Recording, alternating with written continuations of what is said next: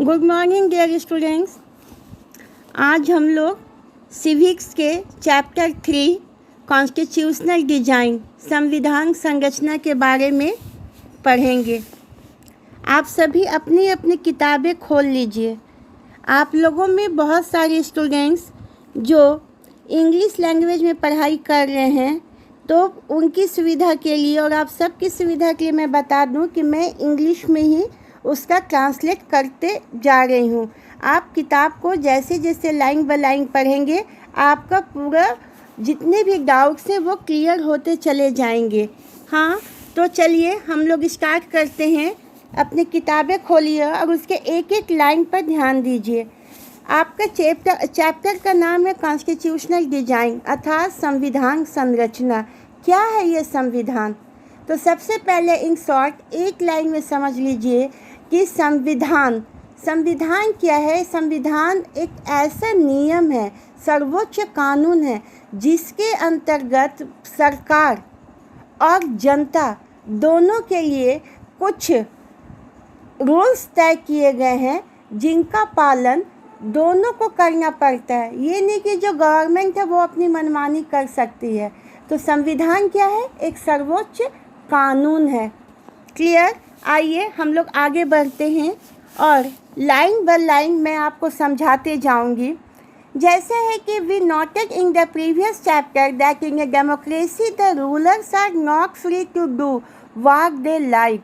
इसके पहले previous chapter जिसमें जो प्रजातंत्र क्यों में हम लोग क्या पढ़े थे कि हम अपना शासक स्वयं चुनते हैं, लेकिन शासक चुनने के बावजूद भी वे जो हमारे शासक हैं वो अपनी मनमानी नहीं कर सकते हैं, क्योंकि यदि वो अपनी मनमानी करेंगे तो उनकी जो सरकार है वो चली जाएगी, वो अपने पद पर वापस नहीं बने रह पाएंगे।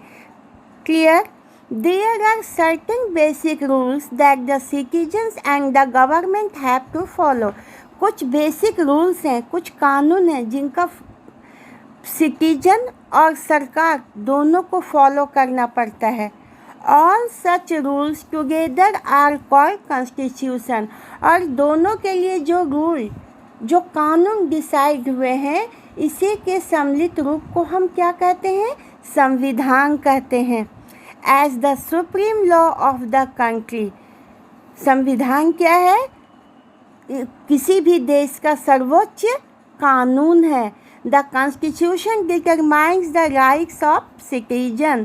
जो संविधान है वो नागरिकों के अधिकार को डिटरमाइंस करती है, अर्थात नागरिकों के कर्तव्य और अधिकार के बारे में बताती है। The power of the government and the how the government should function, कि कैसे सरकार कैसे बनती है और सरकार को कैसे काम करना चाहिए। क्लियर? चलिए नेक्स्ट लाइन की तरफ ध्यान दीजिए। इन दिस चैप्टर, इस चैप्टर में we ask some basic question about the constitutional design of a democracy. लोकतंत्र में संविधान संरचना के बारे में जो भी प्रश्न आपके मन में उठे कि संविधान कैसे बनता है, संविधान कैसे काम करता है, इसके बारे में हम लोग बात करेंगे या पढ़ेंगे। Why do we need a constitution? हमें संविधान की आवश्यकता क्यों है? How are the constitution drawn up? संविधान कैसे ग्रहण करता है, कैसे काम करता है, कैसे बना है संविधान? Who designed them and in what way?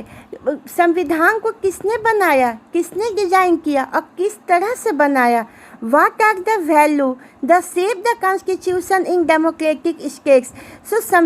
वो कौन सी क्वालिटीज है जिसके आदर्श, मतलब कि संविधान को मानकर कोई भी स्टेट्स में लोकतंत्र सही ढंग से काम करता है या कोई भी राज्य मतलब कि सुचारू रूप से चलता है। Once a constitution accepted, can we make change later as required by the changing condition?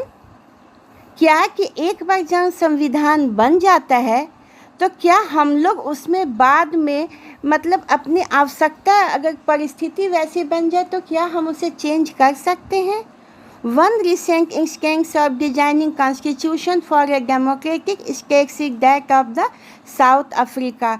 तो हम लोग एकदम रिसेंट अभी तुरंत का जो कॉन्स्टिट्यूशन डिज़ाइन जो हम लोग इस चैप्टर में पढ़ेंगे वो साउथ अफ्रीका का है, जो कि अभी एक लोकतांत्रिक देश है। तो हम लोग इसी चैप्टर से इसी साउथ अफ्रीका से ही इस चैप्टर की शुरुआत करेंगे। We begin this chapter by looking at what happened there and how the South Africans went about this task of designing their constitution. तो हम लोग इस चैप्टर को कैसे शुरू करेंगे कि कैसे साउथ अफ्रीका में क्या हुआ था और कैसे उसने अपने कॉन्स्टिट्यूशन को डिजाइन किया, कैसे वहाँ संविधान संरचना हुई। Then we turn to how the Indian Constitution was made. इसके बाद साउथ अफ्रीका के कॉन्स्टिट्यूशन के बारे में जानने के बाद हम लोग भारतीय संविधान के बारे में जानेंगे कि भारतीय संविधान का निर्माण कैसे हुआ। What its foundational values are and how it provides a good framework for the conduct of citizens' life and that of government.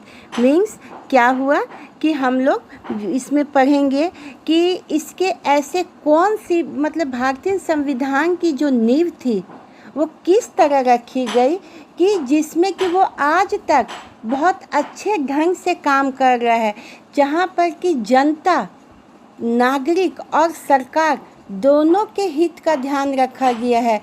अर्थात ऐसा नहीं है कि जो जनता चाहेगी वो अपनी मनमानी कर सके या सरकार जो चाहेगी वो अपनी मनमानी कर सके। भारतीय संविधान को ऐसा बनाया गया है जहाँ पर कि सरकार और जनता दोनों के हित की बात की गई है। तो ये आज आपका यहीं तक। नेक्स्ट कल हम लोग साउथ अफ्रीका के बारे में आगे पढ़ेंगे। इससे आप पढ़ लेंगे, आपको जो भी डाउट्स होंगे वो मुझे आप व्हाट्सएप पर पूछेंगे।